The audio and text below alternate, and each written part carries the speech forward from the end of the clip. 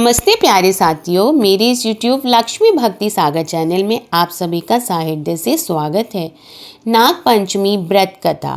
प्राचीन काल में एक सेठ था जिसके 7 पुत्र थे और सातों के विवाह हो चुके थे। सबसे छोटे पुत्र की पत्नी श्रेष्ठ चरित्र की और सुशील थी, परंतु उसके भाई नहीं था। एक दिन उस घर की बड़ी बहू ने घर लीपने के लिए पीली मिट्टी लाने के लिए सभी बहुओं को साथ चलने का कहा, तो सभी एक साथ डलिया और खुरपी लेकर मिट्टी खोदने के लिए निकल पड़ी। तब बहुएं मिट्टी खोद रही थीं, तभी वहां एक सर्प निकला जिसे बड़ी बहू खुरपी से मारने लगी। यह देखकर छोटी बहू ने उसे रोका और कहा, इसे मत मारो, यह बेचारा निरपराध है। यह सुनकर बड़ी बहू ने उसे नहीं मारा।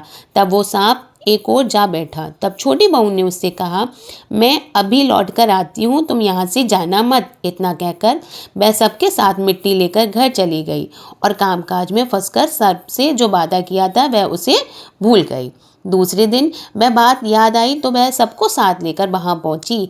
सर्प अभी भी उस स्थान पर बैठा था, जिसे देखकर छोटी बहू बोली, सर्प भैया नमस्कार। सर्प ने कहा, तू भैया कह चुकी है, इसलिए तुझे छोड़ देता हूँ, नहीं तो झूठी बात कहने के कारण मैं तुझे अब तक ढस लेता।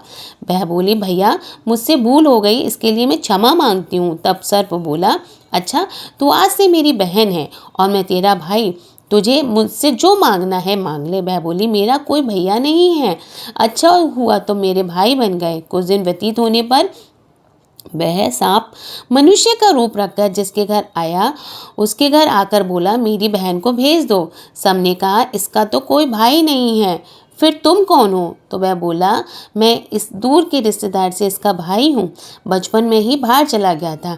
उसके विश्वास दिलाने पर परिवार के लोगों ने छोटी को उसके साथ भेज दिया। उसने मार्ग में बताया कि मैं वही सर्प हूँ, इसलिए तू डरना मत, और जहाँ चलने में कठिनाई हो तो वह मेरी पूंछ पकड़ लेना।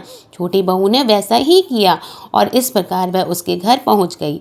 सर्प के घर के धन ऐश्वर्य को देखकर वह चकित हो गई। इस तरह से वह उसके घर में रहने लगी। एक दिन सर्प की माता ने उससे कहा, मैं एक काम से बाहर जा रही हूँ, तू अपने भाई को ठंडा दूध पिला देना। उसे इस बात का ध्यान नहीं रहा और उसने सांप को गर्म दूध पिला दिया, जिससे उसका मुख जल गया। यह देखकर सर्प की माता को गुस्सा आ गया, परंतु सर्प के समझाने पर वह चुप हो गई। तब सर्प ने कहा कि बहन को उसके घर अब मैं भेज आता हूँ। तब सर्प ने और उसके पिता ने बहुत सा सोना चांदी जवाहरात वस्त्र आभूषण देकर उसे घर पहुँचा दिया।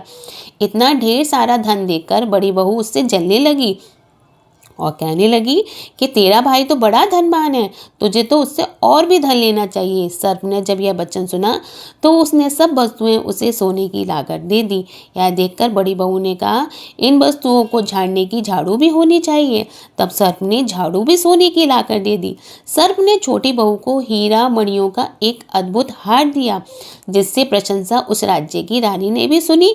तो वह राजा से बोली कि सेठ की छोटी बहू का हार मुझे चाहिए। राजा ने मंत्री को हुक्म दिया तो उससे वह हार तुरंत ही ले जाओ। मंत्री ने सेठ से जाकर कहा कि महारानी, जो छोटी बहू का हार है वो पहनेगी, वह हमें दे दो। सेठ जी ने डर के कारण छोटी बहू का हार उन्हें दे दिया। छोटी बहू को जब यह बात सुनी तो बहुत बुरी लगी। उसने अपने भाई सर्प को याद किया और उससे प्रार्थना की, भैया रानी ने हार छीन लिया है, तुम कुछ ऐसा करो जैसे ही रानी वह हार पहने वह सर्प बन जाए और वह मुझे लौटा दे, तब वो हार हीरों और मणियों का न हो। सर्प ने ठीक वैसा ही किया। जैसे ही रानी ने हार पहना वैसे ही सांप में वह बदल गया। यह देखकर रानी चीख पड़ी और डर गई। यह देख राजा ने सेठ के पास खबर भेजी कि छोटी बहू को तुरंत भेजो। सेठ जी स्वयं छोटी बहू को लेकर राजा के दरबार में उपस्थित हुए। राजा ने छोटी बहू से पूछा, तूने ये क्या जादू किया है, मैं तुझे दंड दूंगा। छोटी बहू बोली, राजन धृष्टता क्षमा कीजिए, ये हार ऐसा ही है, मेरे गले में हीरो और मणियों का रहता है, और अगर इसे कोई और पहनता है तो ये गले में सर्प बन जाता है। यह सुनकर राजा ने वह सर्प बना हार उसे देकर कहा, अभी पहनकर दिखाओ। छोटी बहू ने जैसे ही पहना वैसे ही हीरा मणियों का हो गया। यह देखकर राजा ने प्रसन्न होकर उसे बहुत सी मुद्राएं में पुरस्कार में दी। छोटी वह अपने हार और इन सहित घर लौट आई। इसके धन को देखकर बड़ी बहू ने ईर्ष्या के कारण उसके पति को सिखाया कि छोटी बहू के पास कहीं से धन आया है। यह सुनकर उसके पति ने अपनी पत्नी को बुलाया और कहा, ठीक ठाक बता दे ये धन कहाँ से आया है। तब वह स्त्री फिर से अपने सर्प भाई को याद करने लगी।